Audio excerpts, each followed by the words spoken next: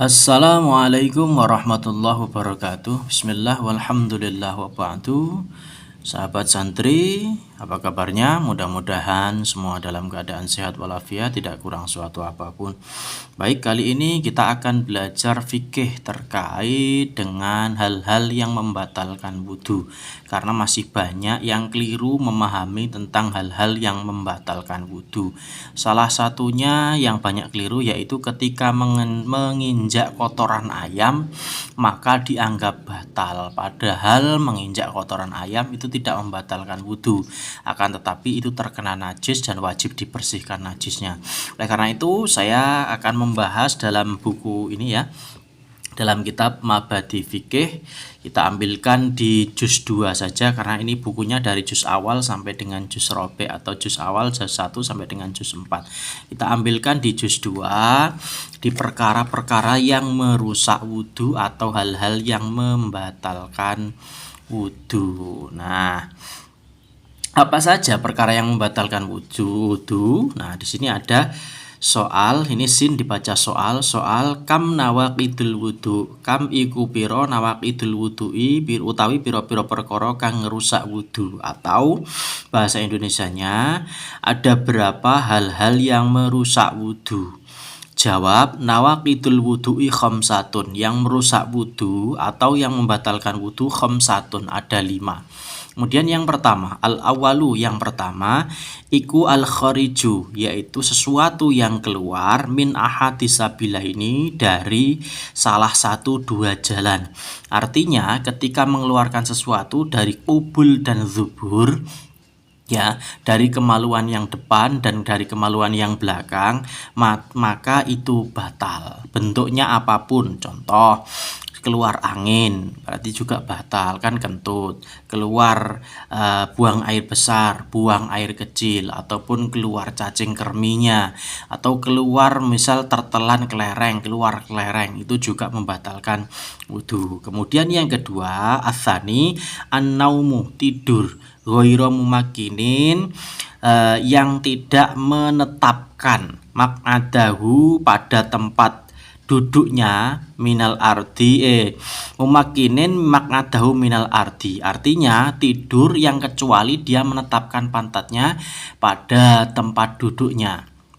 Nah, jadi orang yang tidur, ketiduran atau tertidur itu membatalkan wudhu, kecuali tidurnya dengan posisi duduk atau dengan seperti orang sholat Jumat ketika mendengarkan khutbah, maka itu tidak batal karena dia maq'adahu minal ar.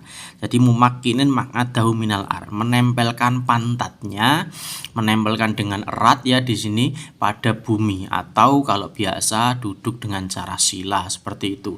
Jadi itu tidak membatalkan wudhu. Kemudian yang ketiga, ats-tsalisu zawalul aqli bisukrin au jununin au ighma'in. Yang ketiga yang membatalkan wudu adalah zawalul aqli, hilangnya akal, bisukrin sebab mabuk, au jununin atau gila, au ighma'in atau epilepsi. Jadi kalau dia hilang akal karena mabuk atau karena gila atau karena epilepsi, maka dia membatalkan wudhu. Asal dia hilang akal maka dia batal wudhunya. Ada aujununin tadi atau gila, itu kan ada gila yang kadang kumat kadang waras. Nah seperti itu kan, ketika dia kumat gilanya maka dia batal wudhunya. Kemudian yang keempat, ar-rabi'u lamsul mar'atil ajnabiyah, yaitu menyentuh perempuan yang ajnabi, yang orang lain, artinya ini bukan mahram. Yang sering jadi pertanyaan adalah istri itu membatalkan atau tidak.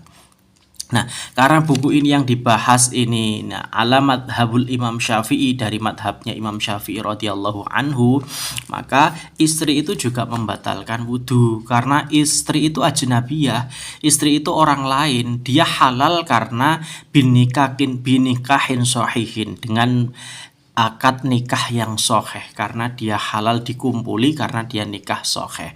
Tapi itu adalah ajnabiyah. Justru karena nikah sahih itu mensyaratkan dia ajnabiyah. Kalau dia bukan orang lain dari keluarga kita, dari nasab kita, itu tidak boleh, ya kan? Dari dia bukan ajnabiyah maka dia tidak boleh. Adik kita, kemudian bibi kita, itu tidak boleh karena dia masih termasuk mahram. Nah, istri itu bukan mahram, makanya dia ketika bersentuhan dengan dia itu batal. Bersentuhan dengan istri itu maka batal, wajib wudhu lagi. Itu kalau dari madhabnya Imam Syafi'i. Nah, yang kelima, al-khamisu mashul farjil insani bibatinil kafi, yaitu memegang atau menyentuh atau bersentuhan farjil insani dengan kemaluan manusia bibatinil kafi.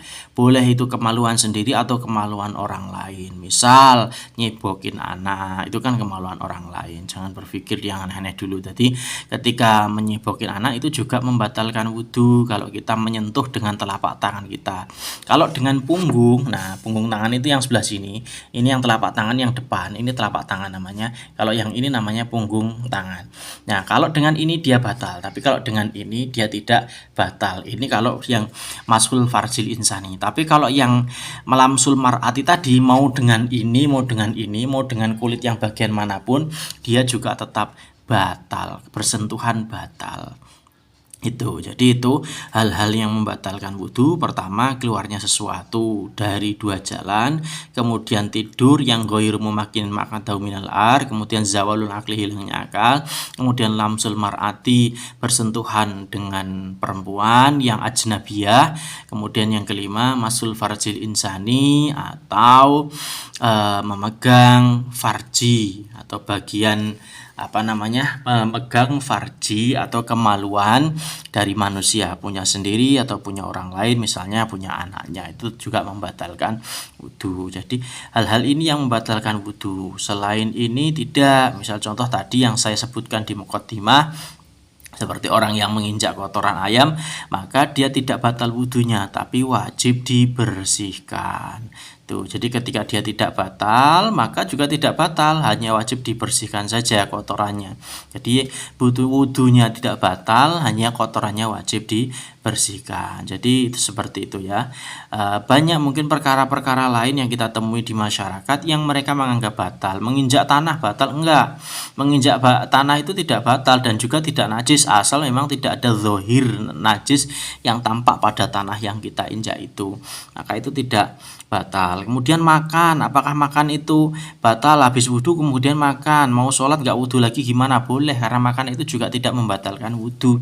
Dia tidak keluar, justru malah masuk. Kemudian ya banyak yang lain yang tentunya yang membatalkan wudhu, ya 5 ini secara garis besar yang dibahas dalam kitab Mabahats Fiqih Juz Tsani ini. Mudah-mudahan bisa dimengerti. Assalamualaikum warahmatullahi wabarakatuh.